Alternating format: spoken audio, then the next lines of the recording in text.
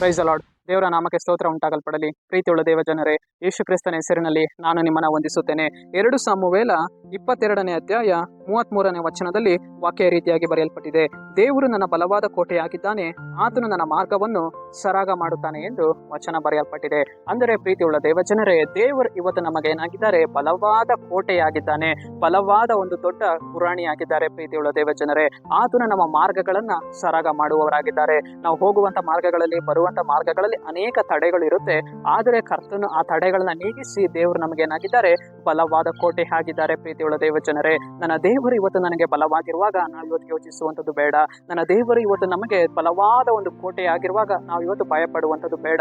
ಆತನು ನಮ್ಮ ಮುಂದೆ ಹೋಗಿ ದಿನಗಳನ್ನು ಸಮ ಮಾಡಿ ನಮ್ಮ ಮಾರ್ಗಗಳನ್ನು ಸರಾಗ ಮಾಡಿ ನಡೆಸುವವರಾಗಿದ್ದಾರೆ. ನಮ್ಮ ಕೆಲಸ ಕಾರ್ಯಗಳ ಅನೇಕ ತಡೆಗಳಿರುತ್ತೆ, ನಮ್ಮ ವಿದ್ಯಾಭ್ಯಾಸಗಳಲ್ಲಿ ಅನೇಕ ತಡೆಗಳಿರುತ್ತೆ. ಆದರೆ ಕರ್ತನು ನಮ್ಮ ಮುಂದುಗಡೆ ಹೋಗಿ ದೇವರು ನಮ್ಗೆ ಏನ್ ಮಾಡುವವರಾಗಿದ್ದಾರೆ? ಮಾರ್ಗಗಳನ್ನ ಸರಿಪಡಿಸುವವರಾಗಿದ್ದಾರೆ. ಮಾರ್ಗಗಳಲ್ಲಿರುವಂತ ಎಲ್ಲ ಕೆಟ್ಟ ಕಾರ್ಯಗಳನ್ನ ತೆಗೆದಾಕಿ, ಎಲ್ಲ ವಿರೋಧಿಗಳನ್ನ ತೆಗೆದಾಕಿ ದೇವರು ನಮ್ಮ ಮಾರ್ಗಗಳನ್ನ ಸರಾಗ ಮಾಡಿ ದೇವರು ನಡೆಸುವವರಾಗಿದ್ದಾರೆ. ಅನೇಕ ಮಾರ್ಗಗಳು ಇವತ್ತು ನಮ್ಮ ಹಾದಿಗಳು ಡೊಂಕಾಗಿರುತ್ತೆ, ಆದರೆ ಕರ್ತನು ನಮ್ಮ ಮಾರ್ಗಗಳನ್ನ ಸರಿಪಡಿಸಿ ನಡೆಸುವವರಾಗಿದ್ದಾರೆ. ಪ್ರೀತಿಯುಳ್ಳ ದೇವ ಜನರೇ, ನಮ್ಮ ದೇವರು ಇವತ್ತು ನಮಗೆ ಕೋಟೆಯಾಗಿರುವಾಗ ನಾವು ಇವತ್ತು ಭಯಪಡುವಂತ ಅವಶ್ಯಕತೆ ಇಲ್ಲ.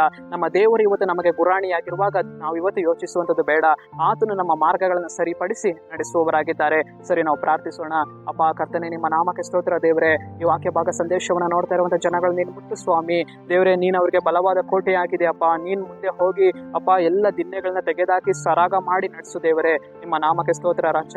ನಜರೇತಿನ ಯೇಸುವಿನ ನಾಮದಲ್ಲಿ ತಂದೆಯೇ, ಆಮೆನ್.